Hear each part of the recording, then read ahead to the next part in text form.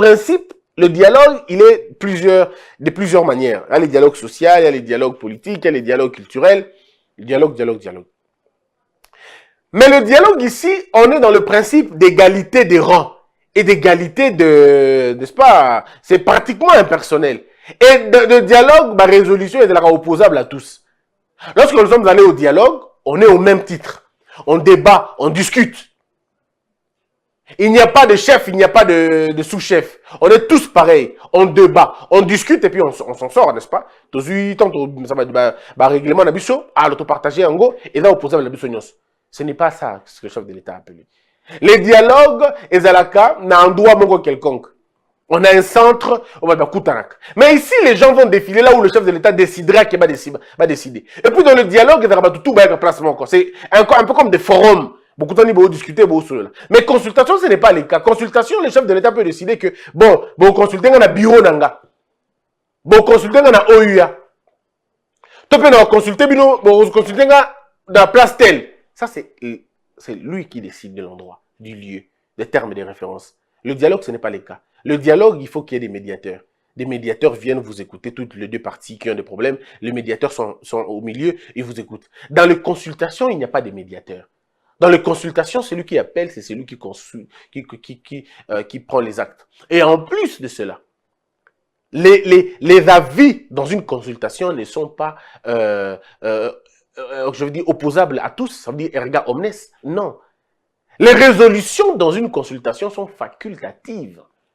Mais pas dans un dialogue. Les résolutions d'un dialogue sont opposables à tous. Si vous refusez, et comme une crise, mais pas dans une consultation. La consultation, elle est ouverte. Je vous écoute. Vous me donnez votre point de vue, je suis d'accord, c'est bon, je ne suis pas d'accord, ça ne va pas. Mais c'est le seul moyen de sortir le pays dans le trou.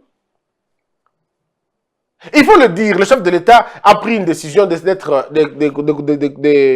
mettre ensemble avec le FCC. C'est normal, tout le monde allait faire la même chose. Parce que la cohabitation n'allait pas être possible pour nous tous. La cohabitation allait être difficile, dangereuse et tellement problématique. Nous avons évité au pire. Maintenant que nous sommes dans une coalition au goût de la cohabitation, il faut prendre des décisions. J'entends les gens dire, non, le président de la République est respecté Bakor, à viola qui est accord à Genève, à viola qui... Mais ceux qui ont violé Bakor, on est cité la comme un président de la République. Je crois que c'est la bonne manière de continuer. Il faut violer encore une fois. Si ça peut faire de toi président de la République, alors je ne vois pas pourquoi on refuserait. Le problème ici, ce n'est même pas de parler, ils ne respectent pas les accords. Le problème, est-ce que ces accords-là sont respectés d'abord? Est-ce que les accords sont sincères? Un accord qui n'est pas sincère, on ne le respecte pas. Vous voulez brandir aujourd'hui cette histoire de cette forfaiture de Genève, cette blague de Genève. Vous voulez brandir un élément. Oh non, il n'a pas respecté les accords à Genève. Quels étaient les accords à Genève? Cette fraude, cette dole, cette aventure, et vous voulez présenter ça comme un élément? L'accord de Genève était un accord faux. C'était un accord faux, c'était un accord tribal, c'était un accord inutile. Et personne ne pouvait respecter un accord pareil. J'assume mes propos. L'accord avec le FCC, c'est quel accord? C'est quel accord où le chef de l'État nomme, on refuse de prendre acte? C'est quel accord où on peut insulter un chef de l'État dans l'hémicycle de l'Assemblée nationale et puis la présidente de l'Assemblée trouve ça normal? C'est quel accord où le président du Sénat, ou le président de l'Assemblée, la présidente de l'Assemblée nationale peuvent s'arroger le droit de critiquer toutes les décisions du pays, que ce soit du Conseil supérieur de magistrature, que ce soit du Conseil, il y a Cour constitutionnelle, que ce soit le président de la République. Et vous me dites que ça, c'est un accord à respecter? Un accord faux ne doit pas être respecté. Un accord faux ne doit pas être respecté. Je suis d'accord avec M. Henri Thomas Lokondo. Quand il dit que l'accord, ces consultations doivent être sincères. C'est maintenant à ceux qui... C'est ici aussi là que j'appelle aux Congolais la constance. Là, soyez constants. Soyez constants. Lorsque vous pensez que ça m'a Moutebo Kendete, j'ai entendu M. Lissanga Bonganga, pour que je salue. Lissanga Bonganga dit, les consultations vont nous reculer de 30 ans, comme ce fut le cas à l'époque de Mobutu. Et puis il dit plus loin, rappelons que ces consultations ont 3 donnes. Elle donne Tshisekedi, donne Kabila, donne Fayulu. Non, mais il faut rappeler à M. Lissanga Bonganga de redescendre un peu sur terre. J'ai comme l'impression qu'on se perd. Mais lui, il a participé au dialogue. Il a été ministre d'un dialogue. C'est aujourd'hui que le dialogue devient un problème parce que disons, c'est aujourd'hui que les consultations qu'il confond au dialogue est un problème. Monsieur Lissanga a un problème très sérieux de la compréhension des concepts. Il définit très mal les concepts. Ici, il ne s'agit pas d'un dialogue, il s'agit d'une consultation. Et monsieur Lissanga ne sera pas consulté. Je comprends que ça lui fasse un peu mal. Il ne sera pas consulté. Si on veut le consulter, on le consultera pour quel poids politique il aura. Quel est le poids de monsieur Lissanga aujourd'hui? C'est une question libre, sans aucun état d'esprit ou pas. Non. M. Lissanga a combien de députés? Lui-même, il représente quoi politiquement aujourd'hui? Ce n'est pas parce que vous avez été un ancien ministre que, bon, on peut vous consulter à tout moment. Quelle résolution vous avez apportée? Vous êtes allé crédibiliser la démarche de Joseph Kabila Kabange. Mais il n'a toujours jamais été crédible. Vous avez essayé de le faire, ça n'a pas marché. Vous venez chez Fayoulou. Depuis que vous êtes chez Martin Fayoulou, on ne sent pas. On ne sent rien. Au contraire, un peu comme si vous étiez en train de le tirer vers le bas. Donc, si quelqu'un doit dire, pas M. Lissanga, toute votre vie, M. Lissanga, vous avez été ministre que par des dialogues. Que par des dialogues. Vous, si on vous connaît, c'est parce qu'il y a des crises dans le pays qu'on vous connaît. Alors, il faut éviter ça. Il faut qu'on évite. Moi, Koulou Toza Bokulaka, il faut que tout ça... biso tolobana bukulaka modèle ma BT mais nazo senga na bukulaka kitama moké quoi hein biloko ya politique quand surtout qu'on est en train de parler de la vie de l'État, il faut qu'on évite ça. Il faut qu'on évite ma distraction. Il y a modèle quelle la donne de Fayoulou, c'est quelle donne? C'est quelle est la donne de Fayoulou? Quelle est la donne de Kabila? Quelle est la donne de Félix Tshisekedi? Il n'y a pas de donne là-bas. Il dit qu'on ne peut pas discuter avec le problème. Il dit on ne doit pas se voiler la face, on doit être objectif. Le président étant l'élément de la crise, il ne doit pas prétendre entamer seule la voie pour une sortie de crise. Non, mais c'est que monsieur n'a pas compris. Monsieur n'a pas compris.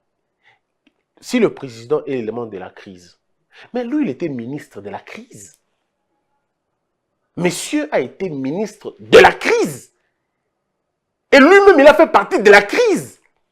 Si nous sommes aujourd'hui là où nous sommes, c'est parce qu'eux ont accepté d'aller dans des conditions pareilles. Non, donc ça, il faut éviter, quoi. Il faut éviter.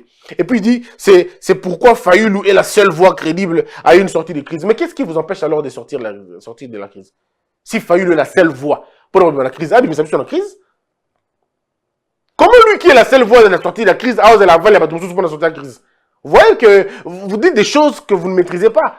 Si lui, Fayoulou, est la voie, l'ultime voie pour la sortie de crise, mais il sur la crise, on ne l'empêche pas, M. Martin Fayoulou, d'aller aux États-Unis ou d'aller en France, qu'il aille parler avec Donald Trump, avec François, tout ça, qui parle avec tout le monde, qui viennent résoudre la crise. Et vous savez tous que la crise ne peut jamais être résolue dans Motomoko. Il faut ensemble, il faut l'Isanga. Mais yo mokobono l'Isanga bunganga. Comment tu prêches la division? Kulutu, yo za l'Isanga. Zongisa l'Isanga. Au lieu au Kabola bateau, opposer bateau. Vous cherchez à opposer Fayoulou et Félix Tshisekedi pour rien à Makambo. Dans Makambo, on doit être ensemble, on doit s'unir. Moi, l'avantage, j'ai parlé avec 3 politiciens et je citerai les noms. Ils m'ont dit ceci. Christian, na okota ba réunion kalamingité. Mais ce qui parti na biso, ba boyi ko kota ko ndiko main tendue. Il y a Félix Tshisekedi, je vais me désolidariser et je vais assumer les conséquences. Ça, ce sont 2 ou 3 personnes, il y a un parti politique, hein, au Wabisinga Bongo. Même parce que trop, c'est trop. Nous sommes les premiers à crier que nous sommes en train de vivre un problème. On est le premier à dire, Félix Tshisekedi attendre Biso le Boko. Maintenant, il le dit si clairement. Il dit, je veux consulter la classe politique. Pour, après, si nous avons un élément, nous avons consulté pour bander la majorité, pour que tu bandes le gouvernement. Vous voulez quoi d'autre? Il faut le banini. C'est ce que vous vouliez qu'ils disent. Il est déjà clair, il dit ça. Et puis de toutes les façons, ce débat-là qu'on est en train de le faire, c'est un débat stérile. Parce que le chef de l'État sait ce qu'il veut. Le chef de l'État a besoin d'une mouvance parlementaire. Il n'a pas besoin d'une dynamique qui est balabala. Parce qu'il y a balabala avant déjà. Le problème est là au sein du Parlement. Et ceux qui auront plus d'importance, et vous allez la puissance parlementaire. Ceux qui ont la puissance parlementaire, ce sont ceux-là qui seront le plus considérés dans l'échange, dans la consultation. Vous pensez que le chef de l'État va aller appeler quelqu'un qui n'a qu'un seul député? Alors qu'il n'y a pas. Qu'est-ce que un député peut changer dans 4 Makambu? Il y a la dynamique à Mine Nebongo. C'est important, un député peut changer au point parce qu'on a besoin de 250 députés plus 1. Donc le 1 député là est important. Mais les 1 député, ce qu'on regarde, il y a beaucoup, il y a sous grave, il y a sous soutenu comme un cas similité. Le jeu, il y en a 2 parties. La première partie, le jeu se joue au Parlement. La quête, c'est la quête du contrôle d'un nouveau bureau. Aujourd'hui, que le FCC semble être d'accord et se partager 50-50, semble, n'habite la PC information, semble, n'a aucun local là. C'est maintenant à ceux qui sont en train de vivre, de faire la politique. Bah, je vais comprendre en gros. Parce que Jean-Pierre Bemba sera là, je ne sais pas. Non, c'est la configuration.